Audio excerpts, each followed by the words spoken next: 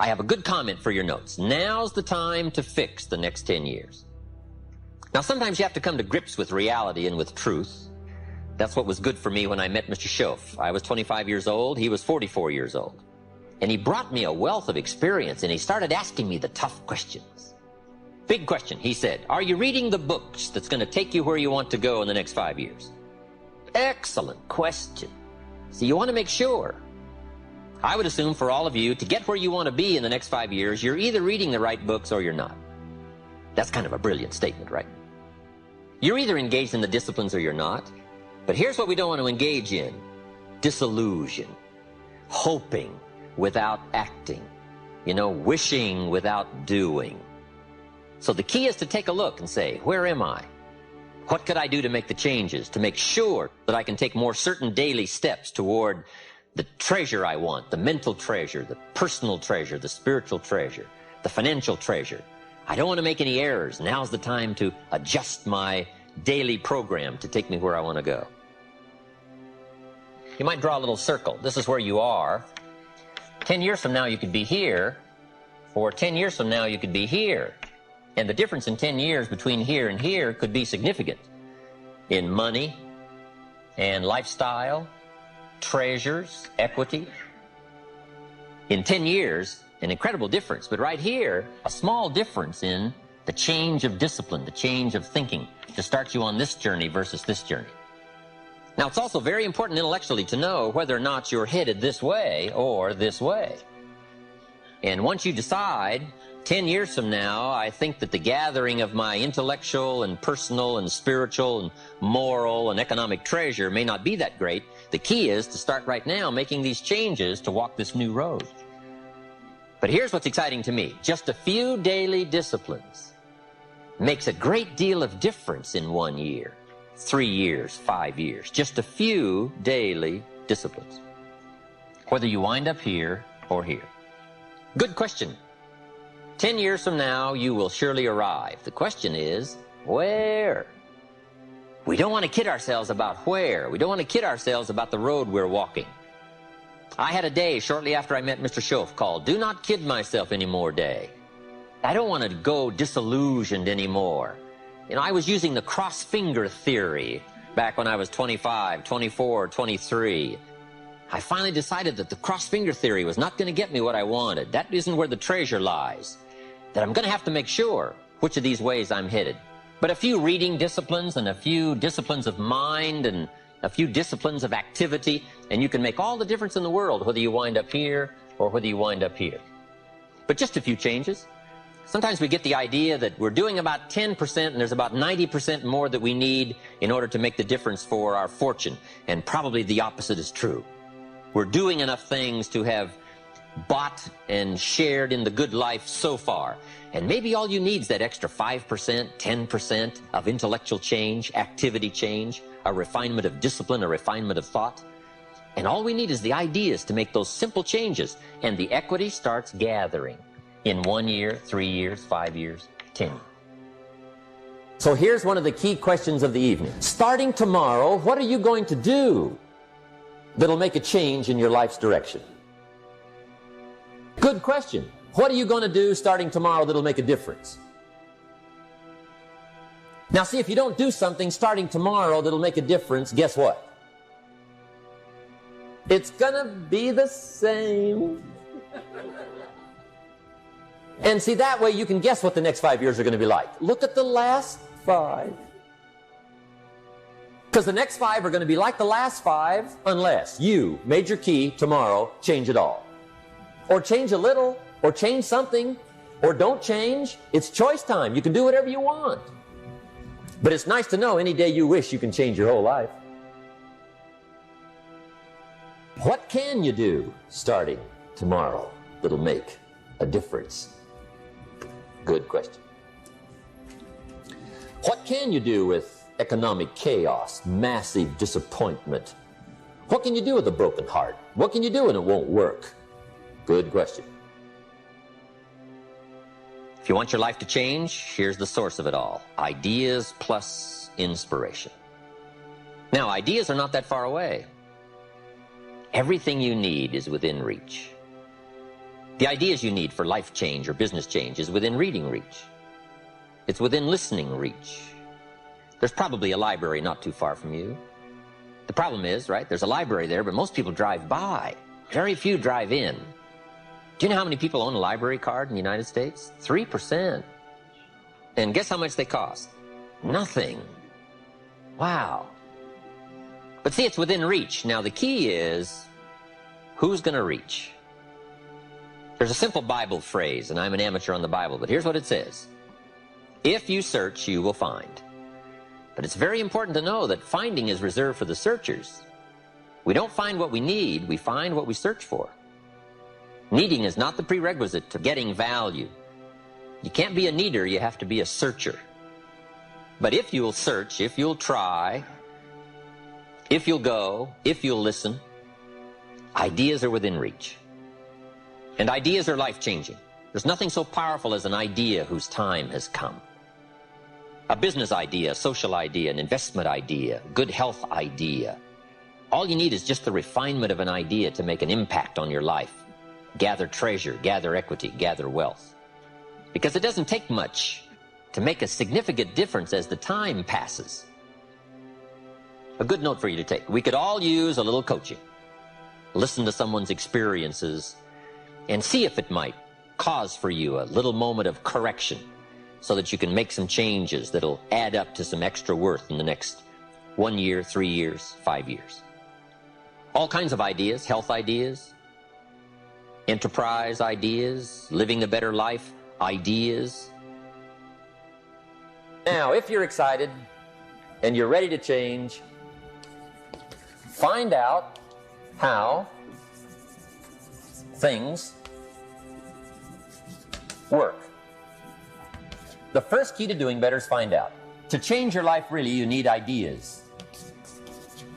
There isn't anything an idea can't change. And Shoaff taught me the major problem is lack of an idea, not a problem. At first, I didn't have any money. I said to Mr. Shoaff, I don't have any money. He said, that's not a problem. Now, see, up until then, I always thought it was. Right? I was confused. He said, no, the problem is lack of an idea on how to create money and wealth. It isn't lack of money, it's lack of ideas. So if you get the ideas, see, you can change anything. Now, to get ideas, you need a constant study of finding out. Now, Shoaff also said, when you find out something that works, put the information in your journal. Don't use your head for a filing cabinet. Put it in your journal so that you can do the next best thing. Repetition, repetition, repetition. Go over it. And if you repeat it, go over it, sure enough, someday, some mysterious day, the idea takes root, starts to grow, and shows up in your bank account, and your dress, and your personality, and your lifestyle. But capture the ideas in your journal. Find out how things work. Shoaff gave me this word for my life change. He said, study. Great word. If you wish to be successful, study success. If you wish to be happy, study happiness. If you wish to be wealthy, study wealth. Don't leave it to chance. Make it a study. Some people just go through the day with their fingers crossed. See, that won't do it. You've got to study the things that can change your economic, social, spiritual, personal life. Become a good reader. All of the successful people I know and work with around the world, they're all good readers. Curiosity drives them to read. They got to know. Become a good reader. Now, that's my opinion. Listen to the other lecturers and listen to me and make up your own mind. Don't be a follower. Be a student. Okay? I say, really, for life change, you got to read. One way to learn is from your own experiences, but another way to learn is from other people's experiences. See, one book might save you 5 years if you read it. Did you know there's books on how to be stronger, more decisive, be a speaker, be a leader, have a better effect on other people, develop your personality? Did you know there's books on that? And people don't read them? How would you explain that? And they can read. Did you know that hundreds of successful people have written their stories in books, and they wrote down how they did it, and people don't read it. How would you explain that? The guy's busy, I guess. You know, you get tied up. The guy says, well, yeah, you work where I work. By the time you struggle home, it's late. You got to eat a bite of supper, watch a little TV, get to bed. You can't sit up half the night reading. And the guy's behind on his car payment. Good worker, hard worker, sincere. But you got to be better than sincere and work hard. Otherwise, at the end of your life, you'll wind up cold, stony broke. You got to be better than a good worker. You got to be a good reader. You may not be able to do all you find out, but you should find out all you can do. See, you don't want to wind up at the end of your life and discover that you've lived only 1/10 of it. And the other 9/10 went down the drain. Not for lack of opportunity, for lack of information. Now, here's the best human virtue for finding out. Curiosity. Make a note of that. Curiosity. Be curious. You might add a word to it that'll help. Childish curiosity. What will kids do if they want to know something bad enough? Bug you. That's the phrase. They can ask 1,000 questions. You think they're through? They got another 1,000. They'll drive you to the brink. It's a virtue. When you gotta know, be like a child. In fact, Jesus, the master teacher, said, unless you can become like little children, you might as well forget it. You don't have a prayer. Excellent advice. You gotta be like children. 4 ways, in my opinion, to be like a child. Number 1 is curiosity, and number 2 is excitement. Get excited like a child over your ability to make yourself do anything for change. 3rd is faith. Have faith like a child. Adults are too skeptical. And 4th is trust. Trust is a childish virtue, but the rewards are incredible. So be like a child. Now, there's millions of books, so you can't read all the books. But here's what I mean by read all the books. Read all the books you need to read to make your fortune, become powerful, influential, healthy, prosperous, aware, bright, helpful, partnership, father, mother, grandparent. Read all the books you need for your life to flourish and become the best it can possibly be during the course of your lifetime. Read all of those books. Don't be short on that list. One of the greatest experiences any of us can have is the experience of influence. To persuade somebody that we've got a good idea, or to persuade somebody to buy a product or consider a service, to be able to influence somebody to a way of life, a product, an idea, a company, a corporation, an enterprise. Influence is one of the greatest of life's experiences. The chance to influence somebody else, their thinking, their future, maybe their lives, is a great experience. And all the way from being a manager to an executive to being a parent, we all have in some respects the chance and the opportunity to influence somebody else. Now, the key is to develop the skills to do it. There's one thing in doing it casually, another thing in doing it hazardly, and the other is to do it on purpose by learning the skills. Gathering the skills to help influence people to a way of thinking, to a product, to an idea, to an enterprise, or just to a better life. I think, first of all, to get more, we need to just be thankful for what we already have. But let's be thankful for where we are, because that's how good ideas start to flow. Thanksgiving for what you've already got. Here's what blocks the flow of all good information: cynicism. It's not that difficult to be a practiced cynic. Feeling cynical about circumstances, cynical about place, cynical about opportunities, cynical about people. But if we turn that around, turn cynicism into thanksgiving, now the ideas can flow, information can flow, refinement of ideas can flow. So that's number 1, be thankful. Here's number 2, be eager to learn. No matter what you know, There's always some more.